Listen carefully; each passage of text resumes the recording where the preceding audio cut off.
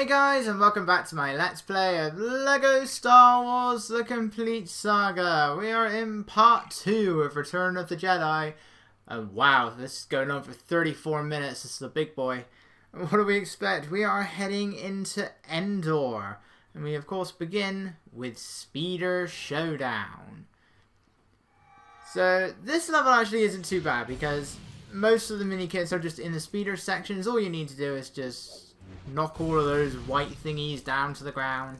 And then there's usually a mini kit in one of the on-foot sections where the ATSTs are. What I also discovered is a very quick way of getting past the ATST sections, but more on that as we continue, and Boba Fett just can't quite make that platform. Such a shame, he's actually got to come down here and build this. Actually, why am I doing that? I could have just switched to, I could have just switched characters and then made the path to get over the log. Why am I doing it this way? That thought has never occurred to me. I always bring that thing down. And this is the bounty hunter rockets. Actually, did we see the bounty hunter rockets in the last level? I can't remember now. Yeah, we did. I'm pretty sure we did. Like that. I always feel the need to build that. These arrows all going crazy. You should be able to get around with collecting every mini kit. You shouldn't really have to worry about doing laps because I actually managed to get rid of the scout troopers very, very quickly here. But the area should be big enough since you do start a new section every single time you finish an ATST section. Every time you destroy one of those white towers, you're then going into a new area. So you're just going to knock all these down. It doesn't matter what side you hit them from, weirdly. And it's a good thing I've got the invincibility on because, as we know, I can no longer shoot these trees for no reason whatsoever. You can no longer shoot the trees, which you could do in LEGO Star Wars 2. So I don't know why you can't shoot the trees here, and it just makes the speeder section incredibly difficult, especially when you're also trying to go after the true Jedi. So what you can do is anything you have that's explosive, like a bounty hunter rocket or the thermal detonator, you can actually shoot those at the towers. I never thought to do that, and I don't think about doing it until we get to the last one, the one back at the start. And I'm just like, I wonder if I could do this. And it turns out you can. So you actually don't need the ATSTs in free play mode. As long as you've got something else that can create explosives. Because the bounty hunter thermal detonators by themselves probably can't quite go that high. So you would need Boba Fett or Jango Fett. Just getting a little bit of extra height with the jetpack, and that should be able to do it. Okay. This, on the other hand, does require you to have the ATST. Oh no, it doesn't. I am mistaken. What's it floating? It's just floating on that speeder, I think. Let's get in. Not that it matters what character I'm playing as here, because when you step into a vehicle, everything knows you're there. All you have to do is just step into it, nothing else. It's not even moving, but they'll know you're there, and they will start shooting at you. So that's one. See, all I can do is knock into them. I'm seeing this. My lasers are going right through the trees. If you do get worried though, you can just not shoot anything. And that way you're not going to shoot the stormtroopers. I just noticed that actually opens up to make room for the minikit logo. I wonder if 2... No, I think on 2, I think they were on the top of the screen. I can't remember. It's the one I think I had the most trouble with. Yeah, turning around for this one. So close. Turning sideways, and I still missed. Turning sideways in these levels is really awkward to do in vehicles. As I found out just earlier today, so I was recording the last part for free play mode. I've also recorded the challenge modes at this point. Not when I said bonus mode, the mini kit and character bonuses. That's what I should be saying. And I was doing Into the Death Star, which when you're actually going for the mini kits, this is a lot better. It's a much better level to do, rather than just trying to ignore everything and dying every waking second. Thank God this game has no lives. And I was just struggling to turn around. It didn't help that it was one of those TIE Fighter doors that when you move too far away from it, it closes back up again. But it's really hard to turn those things around in such a tight area when you've got to actually try and be precise with your turning around. It's really difficult to do because you're just going to end up just backflipping everywhere.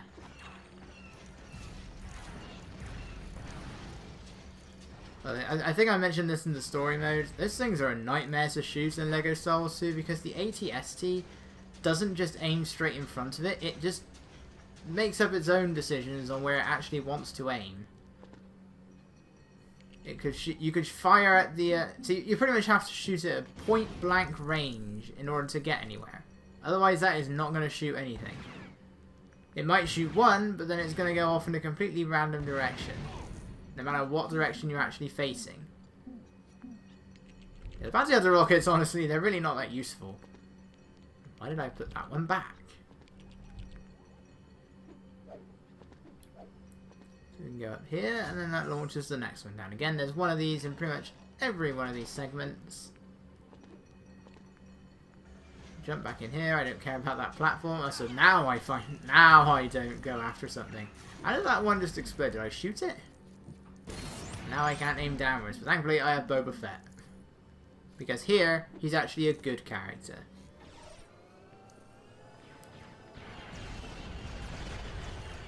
I can't remember now if it was this... No, I think it's the next level actually where I get my my next score multiplier. So there's just one mini kit left in this segment, and it's... No, it's not. That's in the next area. So we're done with all the mini kits here now. There's absolutely nothing left we need to go after. Just defeat the stormtroopers. Just keep firing. They didn't do their diving maneuvers that often here.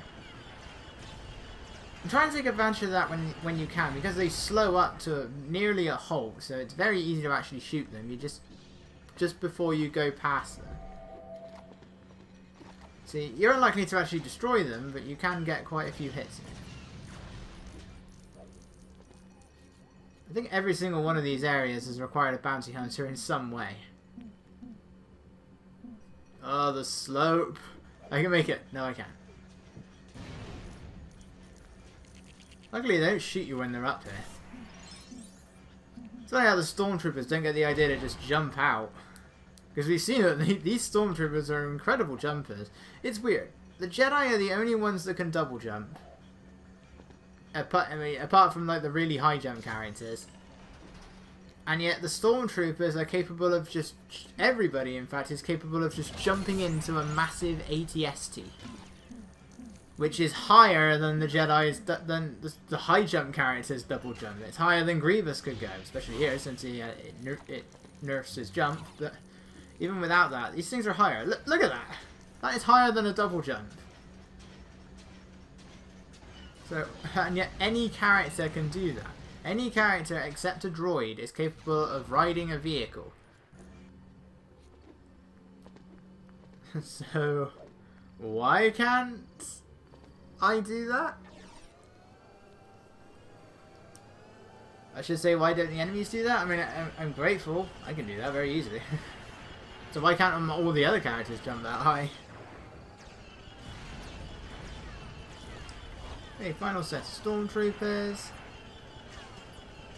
There they are. Well, there's still one more after this, but it's our final set, our final row of stormtroopers. Here he comes now. Just take him out. Don't worry about the arrows; they're just pointing towards the final area. We should have 9 mini kits at this point. There's 1 mini kit and the power brick in the final area. Now I could go after the AT-ST, or only now do I come up with the idea of, I wonder if I can shoot these things. So I use either my thermal detonator or my rocket. I think it's the rocket that I use. Yeah, it is. And there we go. It blows up, lowers the frame rate a bit. And then we can go. And luckily these guys don't get the idea to shoot me. Instead they follow me. So they don't know I'm there to shoot them, but they do know I'm there to follow me. These guys have some really weird vision. I don't get it. It makes no sense. So for our final two things, I mean the power break is a simple push this and then you can use a short character to get through it. Sadly you can't destroy this, you do need to lower it down. Straight hit, didn't do anything. So it doesn't work that way, but you can. So you do have to lower it. And I don't think it's a bounty hunter thing in LEGO Star Wars 2. I can't entirely remember, but I don't think it is. But you do need an Imperial character in order to lower it. For this, just push it in. Push your short character, and there you go.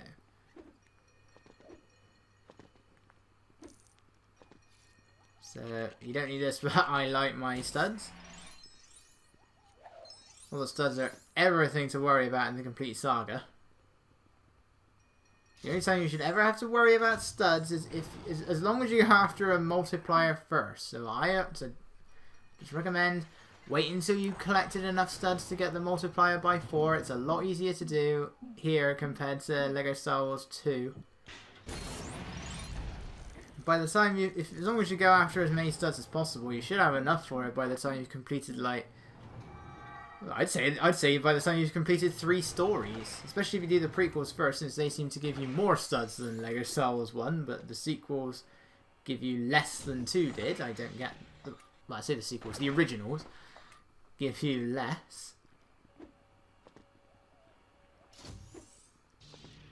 But yeah, so you really should have like the 2.5 million studs, however many it required, by the time you finish Revenge of the Sith, if you do them in order. So our last little bit, we just have to destroy all of these things, just activate the switches. The Star Destroyer?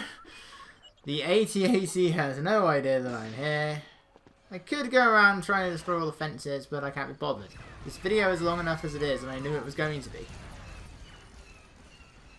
Trust me, it is annoying knowing that that power brick is there, and that I can get all of these studs, but I don't. As much as I would really like to, I can't. Well, I could, but it would make things last even longer, and I don't want that to happen. Yeah, this isn't a cutscene in LEGO Star Wars 2. It just happens. What's weird is that they're rising, but nothing else is moving. Yeah. And Boba Fett's timing is very slightly off. There we go. Oh, is this level? Okay, we got the score times 8 multiplier. So that would take our score up by whatever 48 times 8 is. We'll see it afterwards. So, I mean, I have enough for everything now. It's like the score times 10. I forget how much it is in the complete saga, since everything is lower than it was before. In 2, it costs 30 million. In 3, it costs 40 million. Here, I'm not sure how much it is, but it doesn't really matter. And they did do a bit of Minikits swapping at the end. It's similar to what we saw with Cloud City Trap and Betrayal of a Bespin. They're sort of the opposite way around on their images. Or whatever level it was. Actually, I think it was Rebel Attack. Whatever level it was they had swapped around in some of the last 2 levels. So even though the score times 10 is the last one there, you'd think that that would mean it was in Into the Death Star. It's actually in Jedi Destiny. And that's only here because in LEGO Star Wars 2, it's Into the Death Star that gives you the score multiplier by 10. And Jedi Destiny gives you the infinite torpedoes. They swapped them around here for some reason, and I don't know why, but that is the case. They'll still be called Minikit. The times 10 is still called Minikit 35. Or 36 even. But it'll be the one you can unlock first if you go in that order. So I don't know why they swapped them around. But it's good because it means we do at least once get to show off just how many studs a mini kit collection can give you at the end of a level when you have it score times 3,000 whatever it is.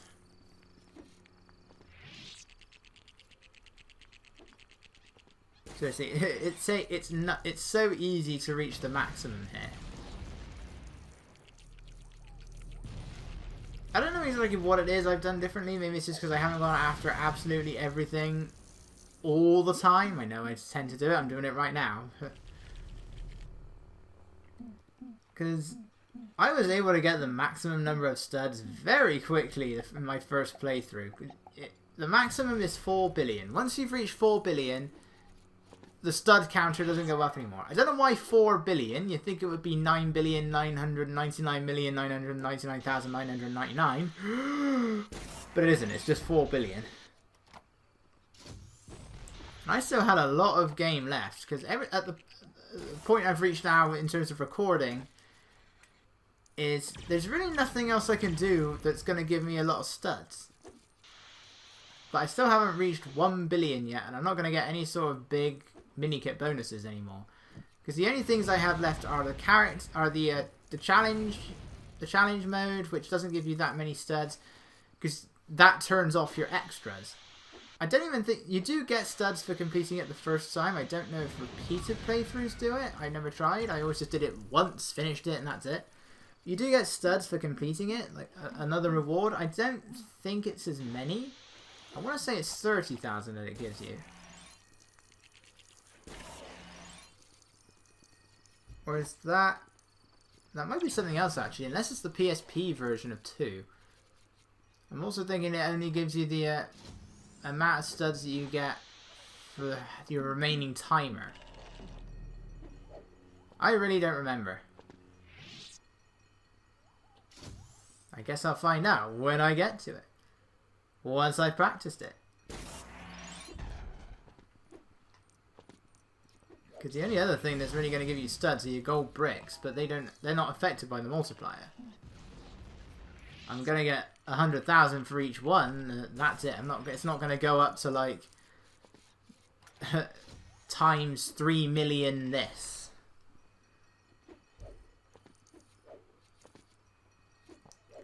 Of course, what I forgot to do is turn it on. So I'm still at score times 48 at the moment. I can't remember if I even remember to turn it on. I really don't remember if I turned it on. Otherwise we may not be seeing it until the next part. You'd think I just bought the thing, I would remember to turn it on the moment I buy it, but nope. No, I don't. And weirdly, as the clones are using these grapple points, it makes the LEGO Star Wars 1 grapple sound effect. I don't know why. It's a really weird time to feature that, but that is what they do. It's the LEGO Star Wars 1 sound effect, which it is a really strange sound. It doesn't sound like a grapple. It doesn't sound like anything. I don't know what it's supposed to be. It's like a... It's a very terrible impression. It doesn't sound like anything that should come from a grapple. I mean, we only ever see them use a grapple hook one time in the Phantom Menace. That is where the idea comes from, and they don't even make either sound effect.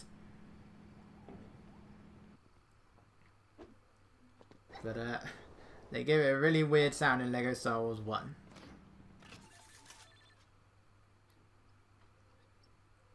And there's only 2 buttons now. The others don't have buttons, otherwise we'd be screwed. And I have to make sure that I am a ghost character. And that they are my astromech droid. And I always go for astromech, just because they're more useful than protocol. Astromechs at least have a hover ability. Protocol doesn't have that. All protocol can do is use a droid panel.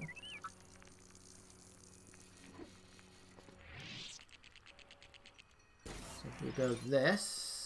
There's a mini kit up here. We have the arrows now, so it really helps with looking for stuff. But despite that, you still can't help but get that feeling of paranoia that you've missed something. Even when you have all of these arrows flashing, you still get paranoid. Because you're somehow still able to miss these things. It does happen. It's happened to me when I was practicing this in Lego Star Wars 2. I had the mini kit detector on, but I still missed one in Into the Death Star. So that ended up being the very last mini kit I got. Even though I'm playing the complete Saga, I still get terrified when I get here, just because I'm worried the game is going to crash. That's happened to me so many times in 2, I get so scared. Even then in 2, it only happens in Super Story. Like, it doesn't happen in free play mode, it doesn't happen in story mode, I don't think it does anyway. I've had that game freeze on me in quite a few areas now. It happens right at the end of Mos Eisley Spaceport, which is really annoying when you spend like half an hour. Well, actually, I think the longest I was in there was like 50 minutes.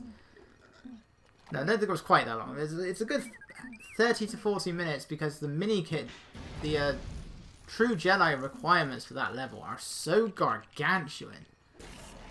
You have to destroy absolutely everything. It's like 200,000.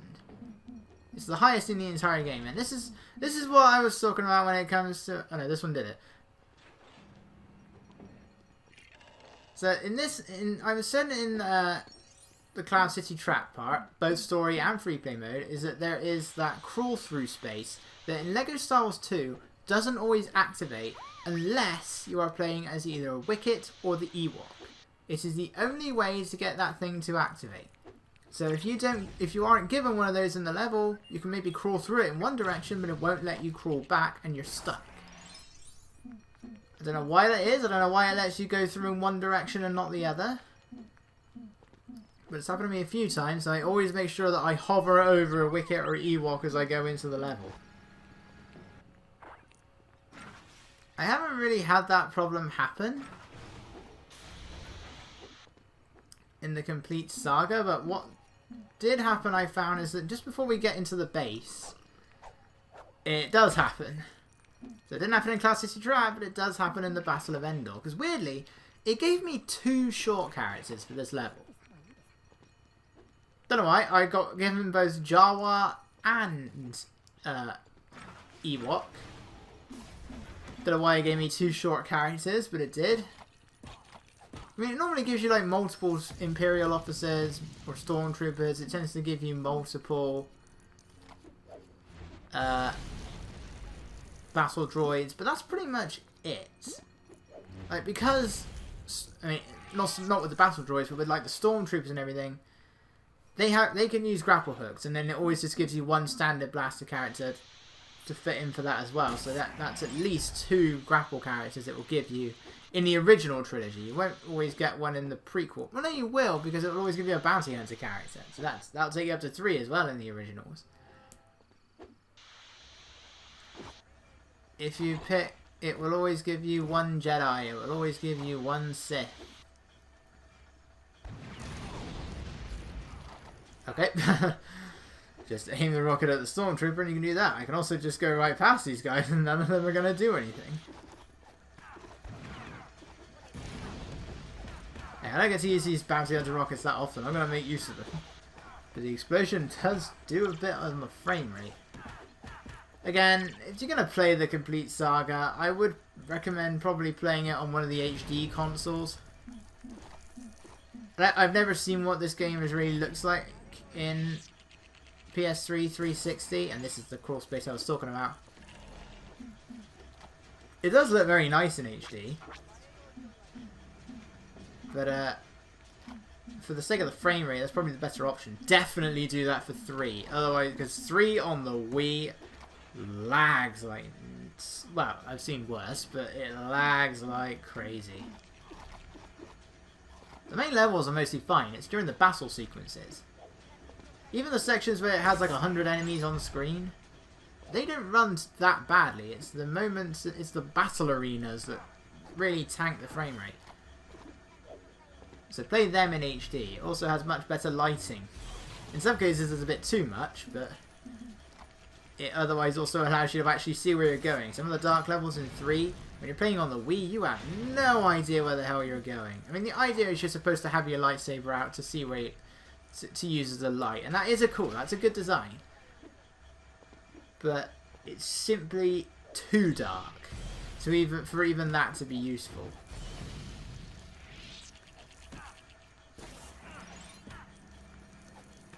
I believe this is where I got a bit confused. So it gives you this, but you can't go anywhere with it. What is the point of this grapple section if it doesn't let you go anywhere? Am I supposed to switch? Because I can see the grapple hook up there, but it for some reason glitches out a bit there. Look at that. I can't remember what I did in the end. Did I use a bounty hunter character, or did I just use Boba Fett to hover over there? I should maybe have tried to see what would happen if I switched to the grapple character, but I don't. No, I think what I do is I hitch a ride in one of these. You can easily get a Stormtrooper out just by using the Super Jedi Body Slam. And then I land. And that's how I do it. Barely made that thanks to the Stormtrooper. Yeah, so that's not how you're supposed to do it, but it's how I did it. Maybe try it with an actual grapple character, but I don't know why the Force Grapple Leap doesn't work here when it's worked in every other location so far. So that's everything you're going to need on the outside. So now we just need to worry about everything that's on the inside. Again, this is all a lot easier in free play mode. You can just skip most of the puzzles. Didn't quite manage to skip that one. Look, it works perfectly fine here. And here. So what was wrong with it over there?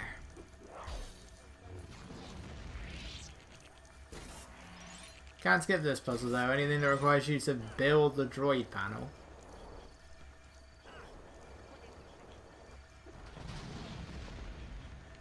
There's a lot less Stormtroopers on here than there were in the actual Return of the Jedi.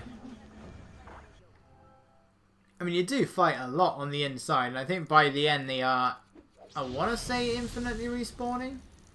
Not entirely sure. I mean, there are plenty of Stormtroopers here. But still, I'd still say it's a lot less.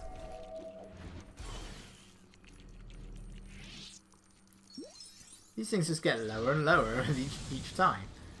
Which is odd, because I thought that in LEGO Star Wars 2, what they did is they went higher and higher each time.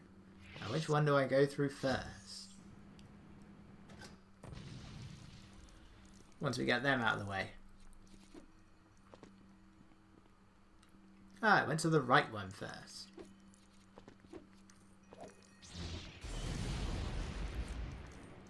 I think for a while I failed to notice I was supposed to build something here. Yeah. It's like I'm opening these up and I'm wondering what's going on, and that's when I notice, oh, there's things on the floor. That's how you do it.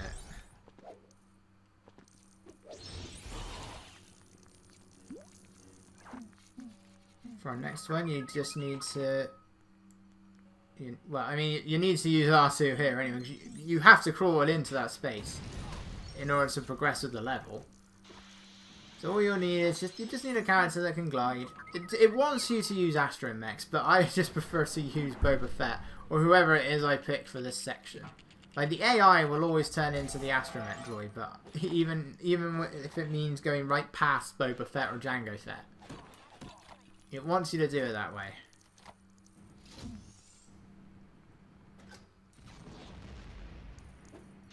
We're almost there. Yeah, so I switched to Boba Fett. It switches to R2. In some cases, I don't know why. It's weird. Most of the time, the AI follows you. But every now and then, you come across sections where it doesn't follow you. And I don't know why. Like, if it's because it's like pressure pads, you need two characters to use them, then yeah, that makes sense. But this isn't one of those sections. Oops. I like how there's actually text there to say self-destruct. But usually the characters will follow you through if it isn't a pressure pad thing, but this time it didn't. Well, no, this time it did, sorry, but every now and then it doesn't, and I prefer it that way if I want them to remain as a specific character.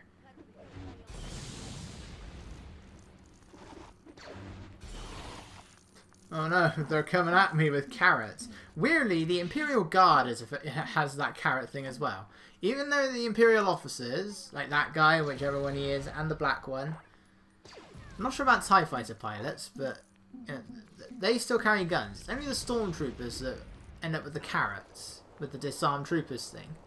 But the Imperial Guards, Palpatine's Imperial Guards, that only appear in Jedi Destiny, they are affected by this carrot thing. They don't even carry blasters. They carry like a spear. But it's still used as a carrot. It still shows up as a carrot, and I don't get that. Why are they carrots when they're not guns? And why does it work on them, but not the other Imperial officers when they're closer to Stormtroopers? The only thing the Stormtroopers and the Imperial Guards really have in common is that if you try and use the dive maneuver, they just fall flat on their faces. That's the only thing that they have in common.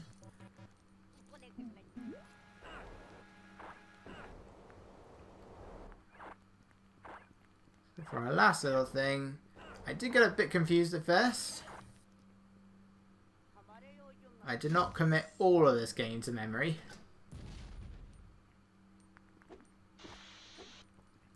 We have access to all of that now, but to get our last thing, which I believe is our power brick, just need 3PO to activate that. That will drop down that, which is rather terrifying. And now we can get through this crawl space.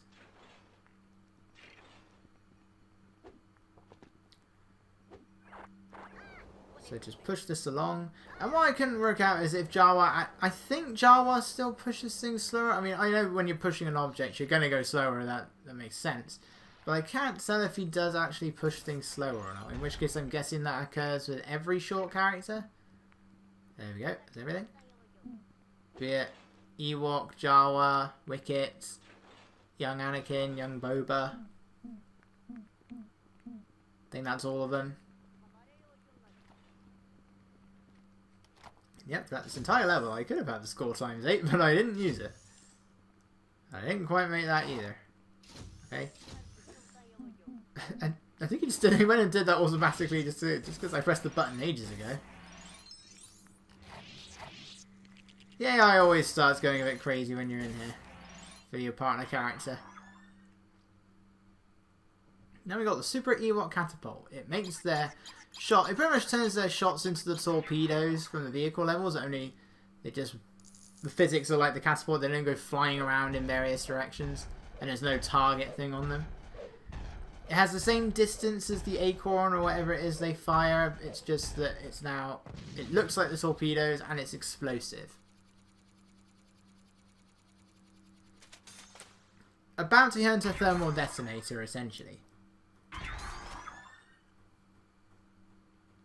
125, oh, so close.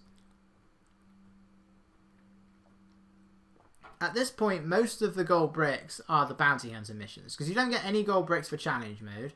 There is 6 gold bricks left for the mini kit and character bonuses. And also at this point, there's also the gold brick for Jedi Destiny and the 2 gold bricks for Into the Death Star, because I didn't get, for very obvious reasons, I didn't get the whatever it's called. True Jedi. I don't want to keep forgetting that name. And that's what's going to happen next time. So, we'll finish free play mode at last with Jedi Destiny and Into the Death Star. See you guys then.